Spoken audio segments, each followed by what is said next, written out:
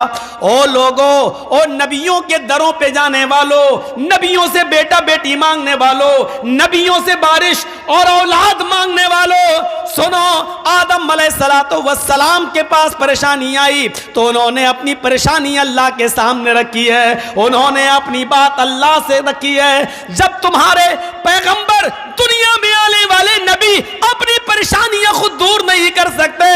تو تمہاری پریشانیوں کو وہ کیسے دور کریں گے؟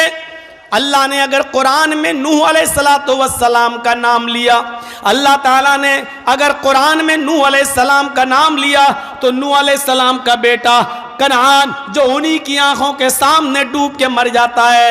زمین سے پانی آیا، آسمان سے بھی پانی آیا، وہ لڑکا پہاڑ پہ چڑھ گیا۔ نوح علیہ السلام نے فرمایا میرے بیٹے میری کشتی پہ سوار ہو جا، آج اللہ کا عذاب کسی کو نہیں چھوڑے گا، آجا میرے رب نے مجھے جو دین دیا ہے اس پر ایمان لیا، میری شرع میں آجا، نیک لوگوں میں شامل ہو جا، اسلام کو ایکسیپٹ کر لے۔ کہنے لگا میں پہاڑ کی اوپر چڑھ جاؤں گا، یہاں تک پانی نہیں آئے گا، نہیں، آج اللہ کا عذاب کسی کو نہیں چھوڑے گا، آج ہر نافرمان کو، ہر کافر و مشرک کو آج سزا ملے گی۔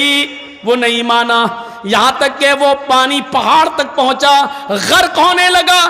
ڈبکیاں مارنے لگا، ان کا بیٹا ڈوبنے لگا۔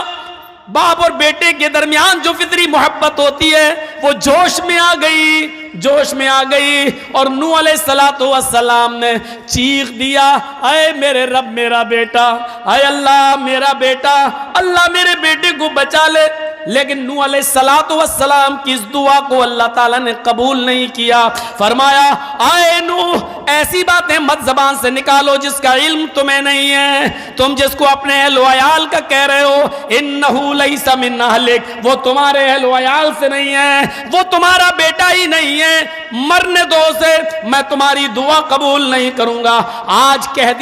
دیا بیٹا، آئندہ کبھی اپنی زبان سے اس کو بیٹا مت کہنا۔ غور کرو، نوح علیہ السلام نبی ہیں، پیغمبر ہیں، لیکن ان کی آنکھوں کے سامنے ان کا بیٹا ڈوب کے مر جاتا ہے، غرق ہو جاتا ہے۔ نوح علیہ السلام نے دعا کے لیے ہاتھ بھی اٹھائے، پکارا بھی، لیکن اللہ رب العالمین نے ان کی دعا بھی قبول نہیں کی۔ یہ ظاہر ہے اللہ پر کوئی پریشر نہیں بنا سکتا ہے اور اللہ کے اوپر کوئی اپنا حکم نہیں چلا سکتا ہے۔ دعا مانگنے کا اختیار سب کو ہے، لیکن قبول کرنا نہ کرنا یہ اس کی مرضی پر ڈیپینڈ ہے۔ وہ چاہے تو ایک مجبور اور ایک مزدور کی دعا سن لے، وہ چاہے تو غار میں پھنسے ہوئے 3 لوگوں کی دعاؤں کو سن لے، اور وہ چاہے تو نوح علیہ السلام کی دعا کو بھی ریجیکٹ کر دے، اس کے اوپر کوئی پریشر نہیں بنا سکتا ہے، اس کے اوپر کوئی دباؤ نہیں بنا سکتا ہے، وہ ہر چیز پر قادر ہے۔ میرے پیارے ساتھیوں، نوح علیہ السلام اپنی آنکھوں کے سامنے اپنے بیٹے کو ڈوبتا ہوا دیکھتے رہے اور نہیں بچا پائے۔ نوح کا یہ واقعہ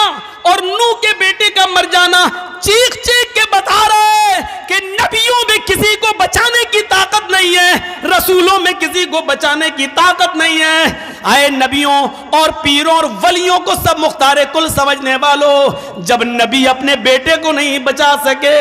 تو آپ کی مصیبتیں کیا دور کریں گے؟ یہ نبیوں کی زندگی ہمیں بتلا رہی ہے، یہ نبیوں کی سیرت ہمیں بتلا رہی ہے کہ سنو، توحید تمہاری اس وقت اور مضبوط ہو جائے گی جب تم نبیوں کی زندگی پڑھو گے۔